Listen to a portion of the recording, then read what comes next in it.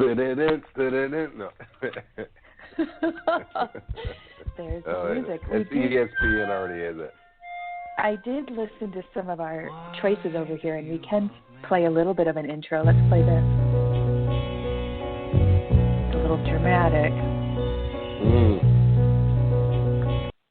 All right, sounds like an after-school special. We're going to talk about drugs today, kids, and how they fry your brain. Just kidding. Hello, everyone. This is Welcome to Beyond Politics. You have myself, Jenny McDaniel, and my good friend, the comedian Bo Micadelic. How you doing, Bo?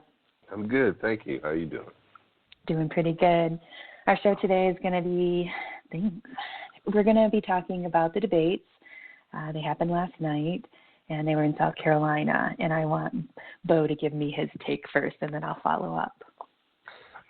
Watching the debates, and it's interesting because, I've never really got into the debates before, but watching them this year has been, it's just interesting that these are really people who are attempting to run America or even have the prestige to be this person, the leader of the free world. Mm-hmm. So when I'm watching these debates, and last night's was just chaotic. It was hectic. It was messy, jumbled. Like they were speaking over each other in desperation. And I honestly think Bernie would have did himself a favor had he not done any of that. Because he's already, in the lead. If he'd have just stepped back when everyone was talking over each other, and I think he would have played it would look better on him in a reserved manner. Like, okay, I'm not going to play these. I'm not going to play these childish games. This is all immaturity, and I'm not going to talk over anyone. But that comes down to the moderators too. I mean, they should have been in control of what was going on last night, and it seems like Gayle King doesn't want to step on any toes now. Not anymore. I was wondering how you felt about her being one of the mediators there. I don't hate her. It's not that. I think she asked a stupid question, and I think it was, when it came down to the Kobe Bryant thing, I think that she is just a corporate whore, and I'm not saying that if I saw her in person, I'd be like, oh, this bitch, I can't. No, I wouldn't be like that. It's just like I can see what she is. She got a price tag on her, and okay, and maybe we all do.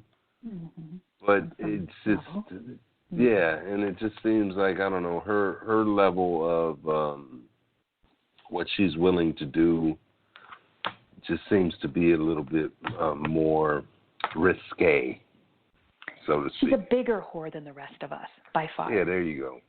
That's maybe risque is not the word I was looking for, but she seems like she's willing to do some shit that should put her moral fortitude on suspension to do it. Mm-hmm.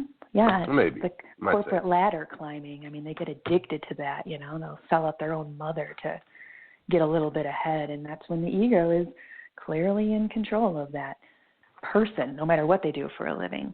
Yeah, I thought it was chaotic. I thought it was jumbly, like you said. I didn't like that they were just talking over each other, because I do want to hear what each one of them had to say. I'm interested, and it was just a really clusterfucky kind of energy, and I noticed someone doing it more than the others, and I felt, he was muttering the whole time. I was like, dude, shut up, push him on pause. Does he have a mute button? Is he that programmed yet? So I'm like, gosh, what, this guy is just talking over everyone. So, and I do agree that Bernie could have done himself some justice to take the high road, but Bernie's MO is not to stay quiet. He's been shouting at a podium for 50 years, so it's probably hard to train an old dog. Yeah, and it seems like he can easily be, provoked. And, but the thing about Bernie that you got to love is that he's consistent. Everything that he's talking about is consistent. They're trying to throw jabs at him, but he's still on the same points. He's not flip-flopping around on shit. He's saying, look, everything I'm talking about is for the working class. If you are a working class person, you benefit by everything I'm saying. or people around you at least benefit too. So this is not something you can like shrug. Who the fuck else is looking out for the working class more than Bernie in this race? No one. And the vast majority of people out here are working class. Huge majority. So and Bernie stays, and that's why I would like to see him be a little more composed. And I think his people, I was going to say his handlers, but I don't think he has those. His people will tell him, like, maybe you might pull back on the reins a little bit when they're starting to do that, like, desperation shit. Because that's what I saw in Buttigieg last night. He's desperate. He's desperate to get some type of attention. He's desperate to be heard. He's desperate to get one black vote. He's just desperate. And desperate is not attractive in no matter. Speaking of desperate, that Tom Steyer, what's his name? Yeah, I think you got it right. Mm-hmm. Let me tell you. Steyer, maybe. Steyer, yeah. Everything he said was desperate. And it was almost pandering / if you don't vote for me, the world is going to end. Anxious, he was like really nervous. I'm like, man, you are rich. You don't have to be nervous. End of the world nervous shit is for people with no money. Oh, no, actually, no, let me take that back. Because end of the world nervous shit should be for rich people. So because they got something to lose. They got everything, so they have everything to lose. Right. Well, I think that they're all just, I like to call it millionaire syndrome. They make their first million, and they just destroy their nervous system and their adrenals by killing themselves to get it, and then they start just craving more, and before you know it, they live on a life of, like, not enough. It's capitalistic-ism sickness, really, and they can't have enough. They need more. Constant state of need. I mean, these millionaires sometimes don't act like millionaires, and it's because you would never think they were a millionaire because of their scarcity and nervousness and anxiety, like you said. That's for the rest of us who worry about making that electric payment or the rents or whatever, and not necessarily you, but they play a weird game, which is just numbers on a computer screen as far as I'm concerned, but they play that richer, more. It's millionaire syndrome, and he has it, and Bloomberg's past that. Bloomberg doesn't do that anymore. You can see how chill and kicked back he is, but he played that game, and he played it intensely, and he's a billionaire. He's just so creepy. He feels like death has been warmed over and is being manipulated and saying certain things, like a real meat puppet. I'm like, man, this guy's got to go. He's freaking me out. And the other Tom guy, I never heard too much about him, and I was like, who's this guy?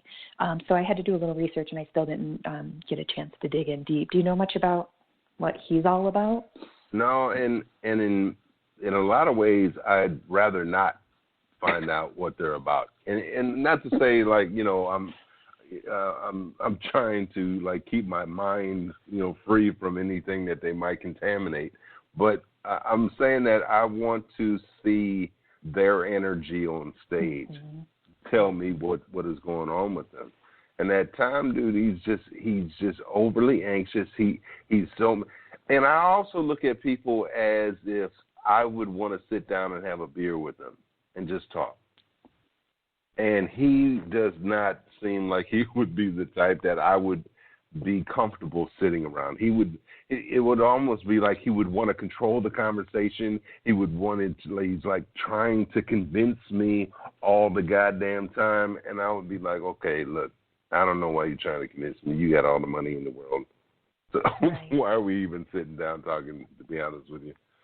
Do you know what I heard about Trump? I heard that if he just took his daddy's money and invested it all in like a low-risk investment, so probably the kickbacks would be small, but low-risk investment, he'd be richer than he is now. And he's become more poor by doing business than if he would have just invested it all in lump sum and been a trustafarian and hung out on boats. I think that's hilarious. I believe it. He does not seem to be the brightest guy in my opinion. I mean, I'm sure he's made some good moves, and he's put some people around him that know business. But he just egomaniac. And like, I can do anything I want. I watched some videos of him in the 80s, and I'm not going to say he was the sharpest tool in the shed even then, but he was a lot more articulate when he was younger. So I don't know if just money and the bad food that he eats. I've heard they had to sneak cauliflower in his potatoes, mashed potatoes, because he doesn't eat any vegetables. That was released by one of his doctors, I guess, just recently. But I bet he's just burnt away any brain cells he has in old age, again, by not being a healthy individual and not having healthy thoughts. And he was more articulate back in the day, and now he's just a blubbering fool. It's just insane. If you ever get a chance, go back and look at some of his, they're on the internet, probably YouTube, and some of his 80s interviews and stuff. He was a little more slick, a little more smooth, and a little more honed. But again, you get lazy when you get that rich, and you just start blathering your opinion, and everyone listens because you got a lot of money. And what need do you have to get smarter? The rest of us need to get more wisdomatic, work smarter, not harder, because we're getting older. He didn't have that. Yeah, he seems like he was a little more charming, a little more charisma back in the day, but at the same time, the arrogance, you just constantly fed, and your ego just starts to expand out of control to a point where I don't need to read. I'm rich. Right. And whatnot. I think with Bloomberg, I think Bloomberg just feels like everybody is beneath him.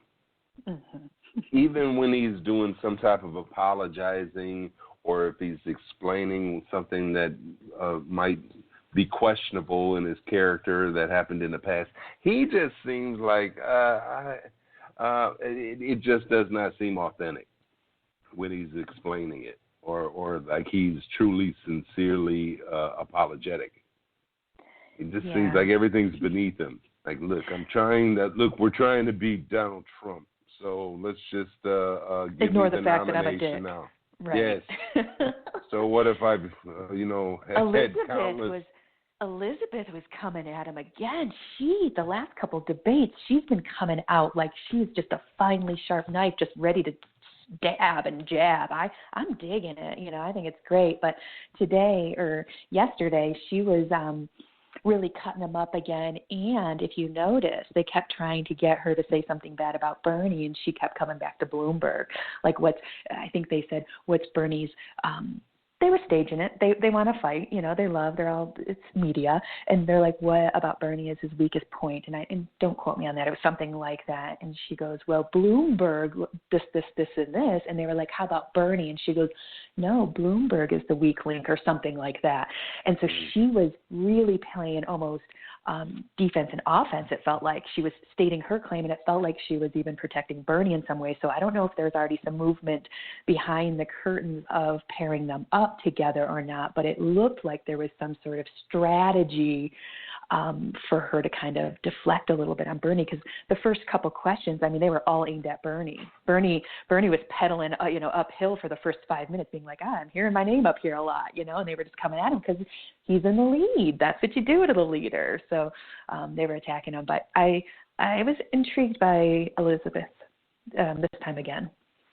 Yeah, there's two people ironically, there's two people on that stage that never really seem to be desperate. They seem more frustrated and agitated by the system, and that's Bernie and Warren. So, even she said, like, something along the lines of, I don't really have anything bad to say about Bernie. I just think I could be a better president than Bernie. That was her take on saying something negative about Bernie.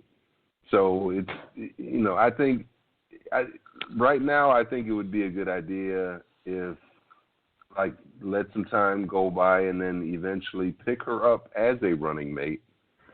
And the reason I say that is because she would wipe the floor with Pence. Pence is not very bright, and she's exceptionally brighter than he is. Mm-hmm. And she's a progressive, and he needs a progressive behind him, and she's the only one right now, really, with that type of moxie going into it. So I like them running together, and she's a female,